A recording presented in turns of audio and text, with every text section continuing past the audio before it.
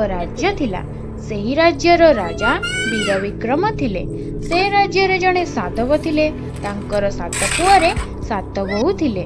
से साधवगर सान बोहू थरे खुशी रे पिलामानंकु छेनागुड़ बांटुथिला। सबु पिलांक हातरे टिकिए टिकिए छेनागुड़ देला।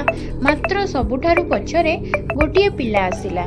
से ताकू खपराटिए देई बंडेई देला। से पिलाटी साधवगर सान बोहू को कहला कि तू मते खपरा देई भंडेई देलु ना, मु तते 7 थर भंडेबी। एपरी रागी करी कही से सेठारु चलीगला। एहा परे से पिलाटी किछि दिन परे साप कामुड़ारे मरीगला ओ पुणी से साधवगर सान बोहू कोଳରେ जन्म ହେଲା। जन्म हेबार किछि समय परे कुआं करी रक्त परिस्रा करी से मरीगला। एहा परे साधवगर पुआ मरिबा देखि अति दुखित होले। एहार किछि मास परे साधवगर सान बोहू